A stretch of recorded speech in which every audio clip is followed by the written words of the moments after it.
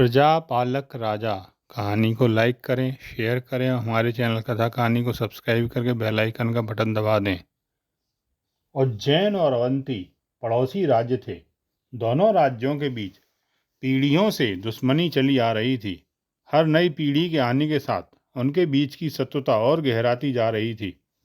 अवंती के राजा मौन मुद्रा की मृत्यु होने पर उनका पुत्र अभिषिक्त गद्दी पर बैठा।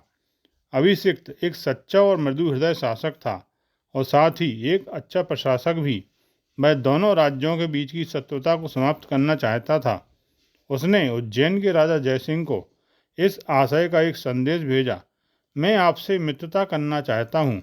हमें अपने अतीत को भूलकर दोनों राज्यों को इस मित्रता से मिलने वाले लाभ लेने देना चाहिए।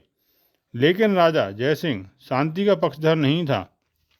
यहाँ तक कि उसने अवंती पर आक्रमण करके उसे जीतने का प्रण भी कर लिया। राजा अभिषिक्त को राजा जयसिंह के इरादों की जानकारी हो गई। वह चुप रहा और उसने बात को आगे नहीं बढ़ाया। लेकिन जयसिंह ने सच में ही अवंती राज्य पर आक्रमण की तैयारी प्रारंभ कर दी। राजा अभिषिक्त के गुप्तचरों ने राजा जयसिंह की युद्ध की तैयारियों की खबरें लगातार उस तक पहुंचाई। लेकिन उसे यह पसंद नहीं था कि जन कल्याण के लिए रखा गया धन युद्ध की तैयारी में लगाया जाए। इसलिए अभिषिक्त ने अपने युद्ध की तैयारी पर खर्च को आगे नहीं बढ़ाया। उसने सोचा कि यदि जयसिंह वास्तव में युद्ध की घोषणा करेगा तो वह किसी तरह उसे संधि करने के लिए मना लेगा। कुछ समय बीत गया। तभी अवंती राज्य का सेनापति बीमार पड़ गया। जयसिंह को जब यह बात पता लगी तो उसने यह अवंती पर आक्रमण का अच्छा अवसर लगा। राजा अभिषिक्त ने जयसिंह के पास यह कहते हुए संधि का पैगाम भेजा, जयसिंह जी, युद्ध के फलस्वरूप अनावश्यक रक्तपात होगा। दोनों राज्यों की प्रजा का जीवन मुश्किलों में घिर जाएगा। हमारे मन की शांति छिन जाएगी। कृपया युद्ध को रोककर शांति को अपनाएं। लेकिन जयसिंह ने अभिषिक्त के शांति संदेश पर कोई ध्यान नहीं दिया। वह युद्ध के लिए तैयार हो गया और कोई उपाय न देखकर राजा अभिषिक्त ने राजा जयसिंह के विरुद्ध युद्ध में अपनी सेना का नेतृत्व किया। अवंती के सैनिक अपने राजा के प्रति अपने प्रेम और समर्पण के साथ अपनी पूरी शक्ति से लड़े। लेकिन अवंती की सेना उज्जैन की सेना के सामने टिक न सकी। विजयश्री ने जयसिंह का वरण किया। जयसिंह ने अभिषिक्त को कारागार में डालकर अवंती पर कब्जा कर लिया। अवंती की प्रजा बहुत निराशा में डूब गई। तब राजा जयसिंह ने राज्य के मध्य में अपनी विजय की निशानी के रूप में एक स्तंभ का निर्माण कराने की सोची। फिर उसने संबंधित अधिकारियों को बुलाकर उनसे 1 माह के भीतर विजय स्तंभ बनाने का आदेश दिया। श्रमिक इकट्ठे किए गए। उन्होंने निर्माण शुरू किया, लेकिन काम की प्रगति बहुत धीमी थी। अधिकारी राजा जयसिंह से मिलकर उन्हें जानकारी देने गए, महाराज, विजय स्तंभ का निर्माण 1 माह में हो पाना मुश्किल है। इसका कारण यह है कि कारीगर बहुत अनिच्छा से काम कर रहे हैं। जयसिंह ने उत्तर दिया, उनका पारिश्रमिक दुगना कर दो, फिर वे मन लगाकर काम करेंगे। 1 सप्ताह बाद अधिकारी फिर आए। क्या विजय स्तंभ का काम ठीक चल रहा है? श्रमिक मन लगाकर काम कर रहे हैं ना? राजा ने पूछा। अधिकारी बोले, पारिश्रमिक दूना हो जाने के बाद भी श्रमिक अब भी बहुत धीमे काम कर रहे हैं।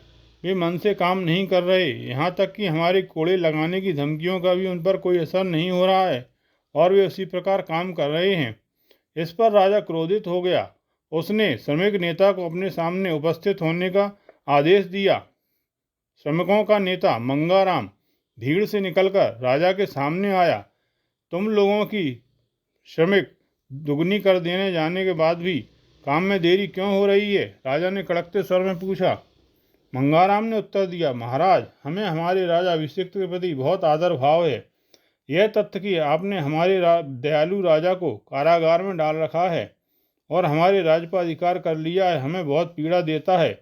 इस कारण हम विजय स्तंभ के निर्माण में पूरे मन से हाथ नहीं बटा पा रहे, जिससे काम में देरी हो रही है।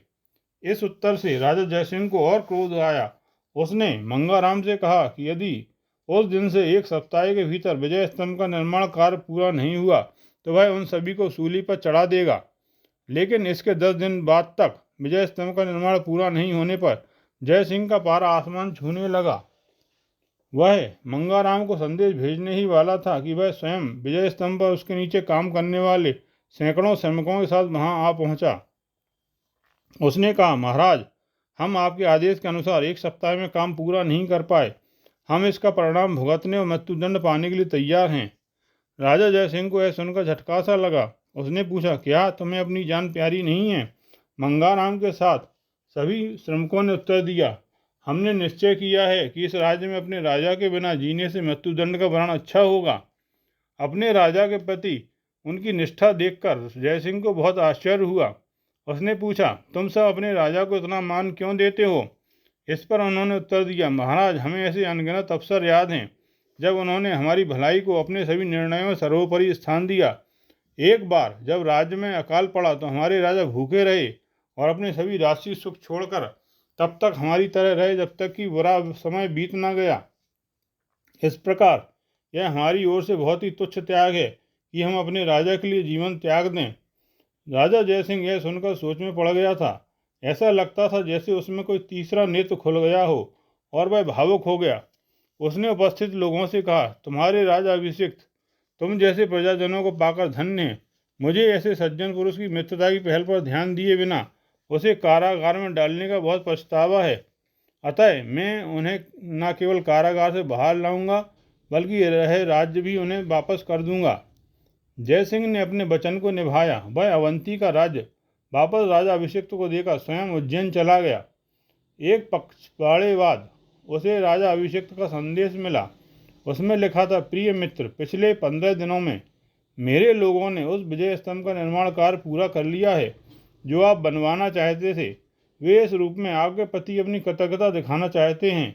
मैं इस स्मारक के अनावरण के अवसर पर आपका गर्मजोशी से स्वागत करता हूँ। यह सुनकर जयसिंह अवंती राज्य में गया और वहाँ पर दोनों राजाओं ने आपस में एक दूसरे का गले मिलकर हार्दिक स्वागत किया। आपने यह कहानी सुनी, इसके लिए धन्यवाद। आपको यह कहानी कैसी लगी कृपया कमेंट बॉक्स में जाकर लिखें।